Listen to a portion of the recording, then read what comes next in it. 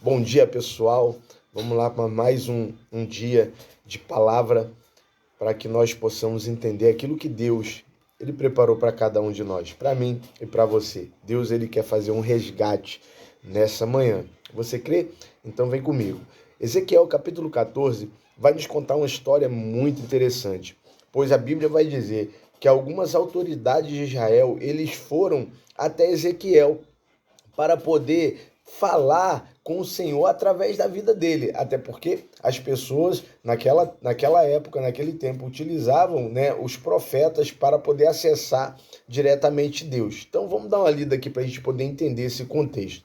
É... A epígrafe diz aqui, a condenação dos idólatras. Aí vai dizer, capítulo 14, algumas das autoridades de Israel vieram e se sentaram diante de mim. Então o Senhor me falou, filho do homem, estes homens ergueram ídolos em seus corações e puseram tropeços ímpios diante de si. Devo deixar que me consultem? Deus perguntando.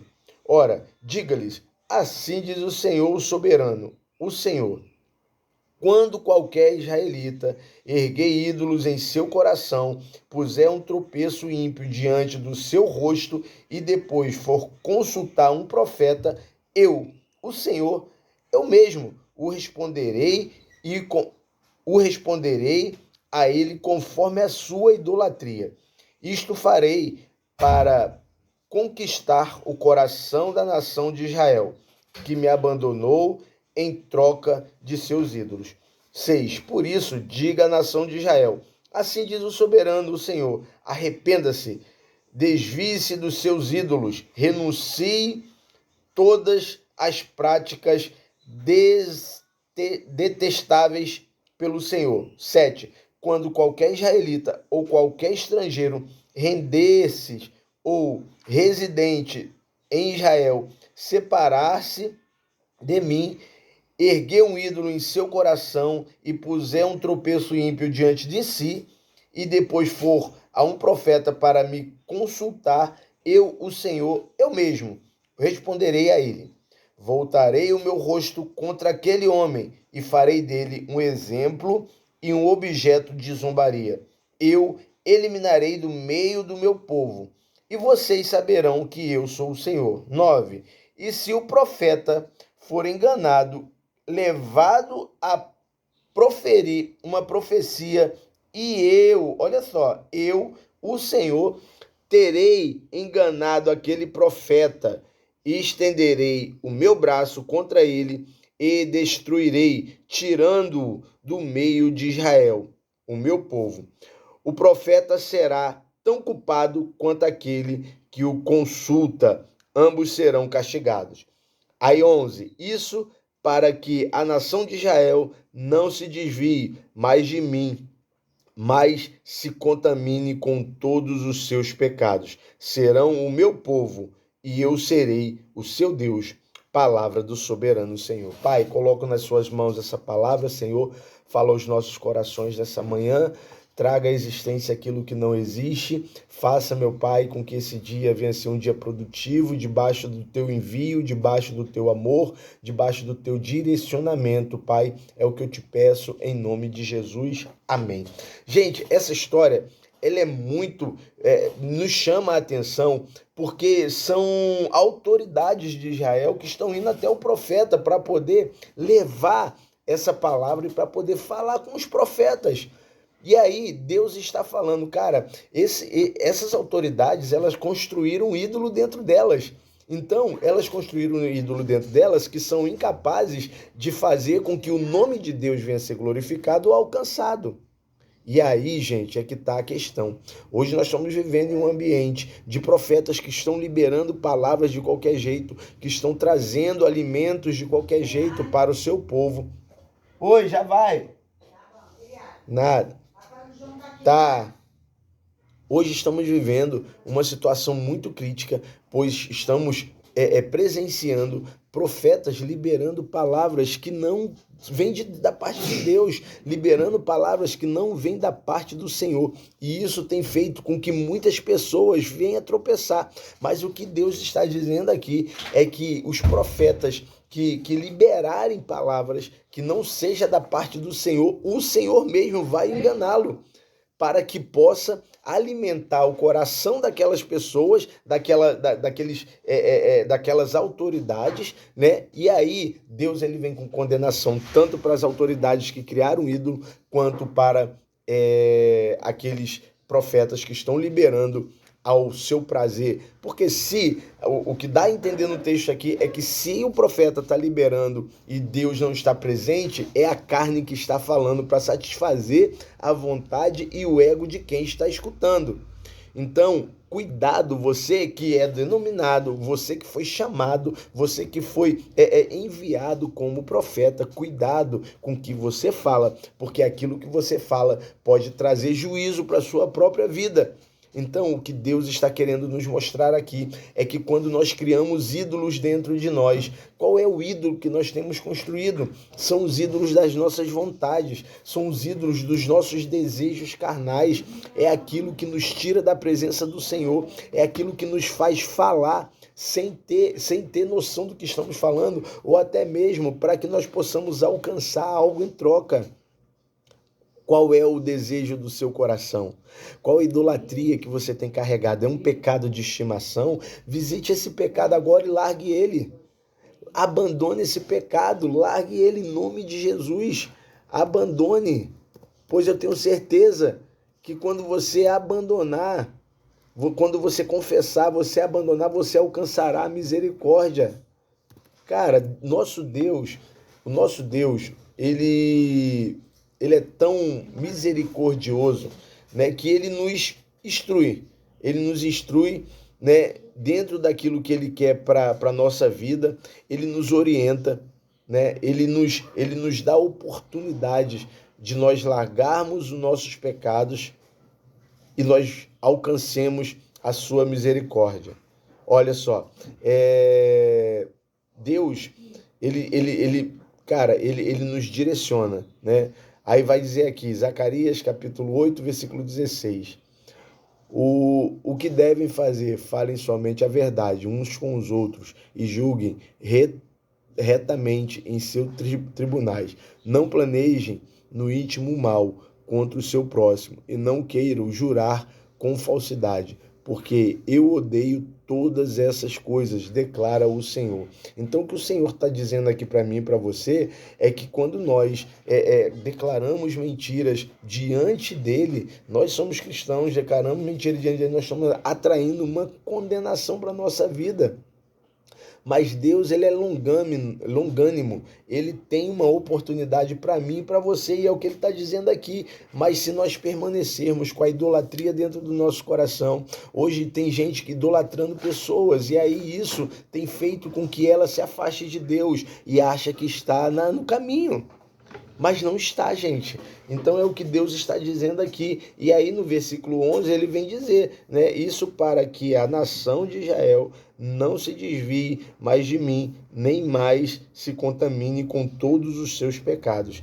Serão o meu povo e eu serei o seu Deus. Palavra do soberano. E aí por isso que Deus, ele enviou Jesus Cristo. Deus enviou Jesus Cristo para poder nos resgatar de todos os nossos pecados, de todas as nossas vontades, mas nós precisamos confessá-lo como o único suficiente Salvador da nossa vida. No cenáculo, Jesus estabeleceu uma aliança eterna de Deus com o ser humano e o selou com um juramento que ele jamais quebrará. Fez uma nova aliança de sangue com uma nova nação, o Israel espiritual. Tornou-se o nosso Deus e nos tornou o povo da aliança. Deus disse, serão o meu povo e eu serei o seu Deus. Palavra do Senhor, palavra do nosso soberano. Ezequiel capítulo 14, versículo 11. Colocando o seu espírito em nós, Deus tornou-se conhecido por nós e nos fez sua promessa ou sua possessão.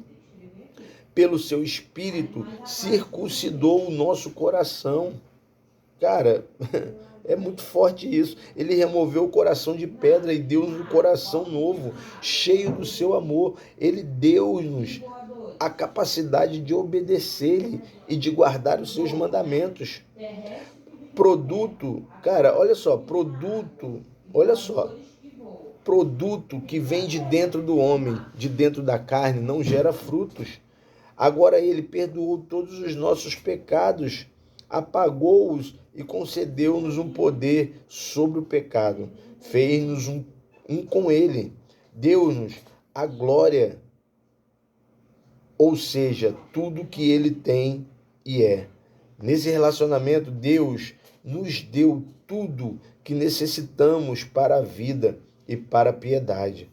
Ele também nos deu a sua grandiosa, preciosa promessa e nos fez participantes da natureza divina. 2 Pedro, capítulo 1, versículo 3 e 4.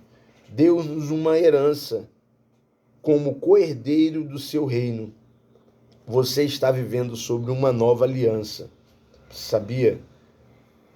Cara, participar das suas bênçãos ou estar como escravo é uma escolha minha e escolha sua. A nova aliança é a nossa declaração de liberdade pelo Espírito que Deus colocou em seu interior. Você está livre da escravidão do pecado. Muitos cristãos hoje lutam na carne para obedecer a Deus, fazer a sua vontade. Estão batalhando para estabelecer a justiça por meio de boas obras.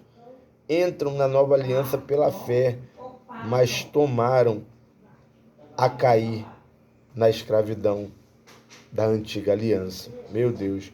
Muitos cristãos hoje continuam ou confiam na própria força para ter uma vida dedicada e consagrada a Deus, para dominar as obras da carne, para levar os seus pensamentos cativos a Cristo, para controlar os seus desejos, para se livrar de hábitos que impedem o relacionamento com Deus. É preciso um posicionamento, é necessário renúncia. Nós precisamos renunciar à nossa carne para que nós possamos deixar com que o Espírito ele nos conduza no caminho da verdade.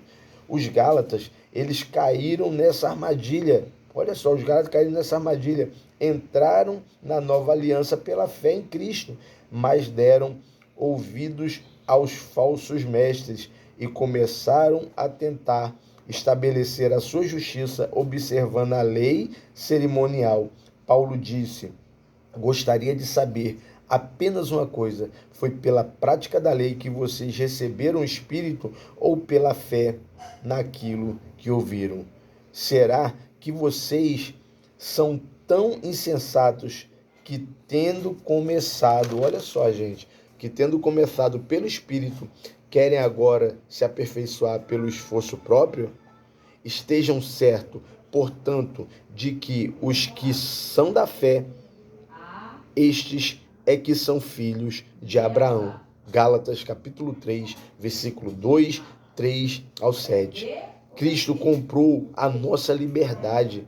Ele nos resgatou da maldição da lei e tornou-se maldição por mim e por você. Morrendo na cruz, você foi chamado à liberdade. Gálatas capítulo 3, versículo 13. Saia dessa escravidão. Ei, não fique cocheando entre dois senhores. Tenha convicção de que Cristo te libertou, Cristo te chamou, Cristo te deu liberdade, liberdade de vida, pois foi para isso que ele veio. Cara, essa vontade de pecar, essa vontade de usar droga, essa vontade de se prostituir, essa vontade de trair, essa vontade, gente, isso é menor do que o poder de Deus que está sobre você. Lembra de Silas e Paulo? O Paulo e Silas, eles foram aprisionados porque estavam falando do evangelho, mas aquela prisão, no momento que eles começaram a adorar, aquela prisão se despedaçou, e é o que eu quero profetizar sobre a sua vida. Que essa prisão ela venha se espedaçar e tudo aquilo que te paralisava não vai te paralisar mais, porque Deus é contigo. Não tenha medo, mas arrependa-se do seu pecado. O pecado ele não pode ser não pode ser compactuado. Deus não compactua pecado. Há uma oportunidade para você hoje. E essa oportunidade é que você venha alcançar a misericórdia do Senhor através da renúncia do pecado. Se você quiser, cara, é uma decisão, gente. É uma decisão. Não é o evangelista Roberi que vai fazer, não. Não sou eu, mas é o próprio Deus que está te pegando pela mão e te conduzindo para a liberdade que você precisa. Cara, existe um Deus que te ama, que te libertou, que te trouxe vida. Olha o que diz em Provérbios capítulo 28, versículo 13. Quem esconde os seus pecados não prospera, mas quem os confessa e os abandona encontra misericórdia. Provérbios capítulo 28, versículo 13.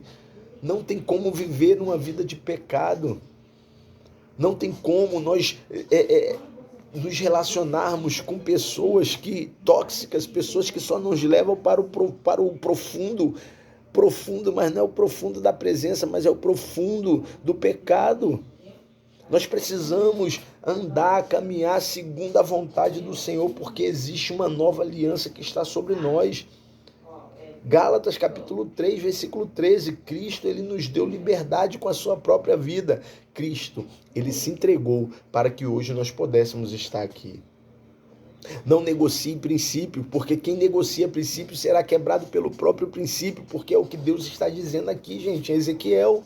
Deus está dizendo aqui que ele não vai intervir nas nossas vontades. Se a minha vontade é de pecar e eu vou até a presença do Senhor para poder falar algo para o Senhor, Ele vai me dar não segundo o que eu falo, mas segundo o que está dentro do meu interior. E o que está dentro do seu interior? E aí a gente entende que muitas pessoas não têm alcançado a grandeza das misericórdias, do poder, da manifestação da parte de Deus. Entendemos agora que é por causa do coração dessa pessoa.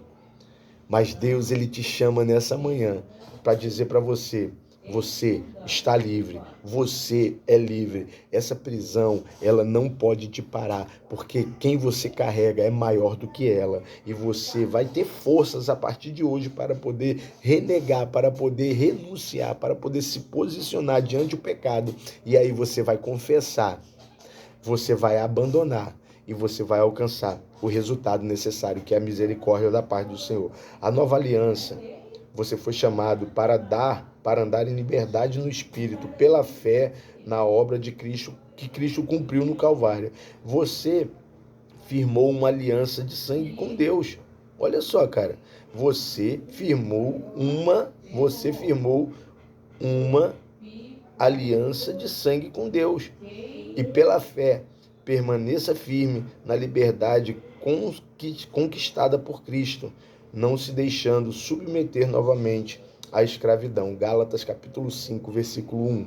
Então, o que está dizendo aqui é que nós precisamos ser fortes, nós precisamos tirar essas armaduras, nós precisamos tirar essas vestes que nós queremos fazer para poder impactar, para poder chamar a atenção do homem. Ei, o homem nada pode fazer por você, e se ele se ele concordar com as suas vontades, ele irá para o mesmo lugar que você vai. Está aqui em Ezequiel capítulo 14.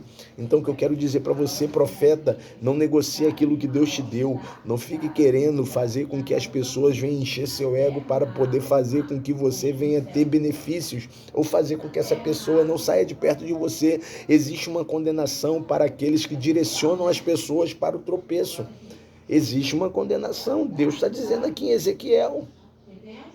Então nós precisamos ter atenção na palavra do Senhor para que nós possamos dar continuidade no propósito, no chamado que Ele tem para mim e para você. Você foi liberto do poder da carne, porque por meio de Cristo Jesus, a lei do Espírito de vida me libertou da lei do pecado e da morte. Porque aquilo que a lei for incapaz de fazer por estar enfraquecida pela carne, Deus o fez, enviando o seu próprio Filho, à semelhança do homem pecador, como oferta pelo pecado. E assim, condenou o pecado na carne, a fim de que as justas exigências da lei fossem plenamente satisfeitas em nós, que não vivemos segundo a carne, mas segundo o Espírito. Romanos capítulo 8, versículo 24. Então, o que eu tenho para falar para você nessa manhã? Mude a sua mente, conforme diz Romanos capítulo 12, versículo 1 em diante, que nós precisamos mudar. Romanos diz assim: portanto, irmãos, Romanos capítulo 12, versículo 1 em diante. Portanto, irmãos, rogo-lhes pela misericórdia de Deus, que se ofereçam em sacrifício vivo, santo e agradável a Deus. Este é o culto racional de vocês. Não se moldem ao padrão desse mundo, mas transformem-se pela renovação da sua mente, para que sejam capazes de experimentar e comprovar a boa, agradável e perfeita vontade de Deus. Então, gente, não tem como nós experimentarmos algo da parte de Deus se o nosso coração não está mudado através do entendimento da nossa mente. Mude aqui e tudo aqui mudará. Paralise aqui e tudo aqui ficará paralisado.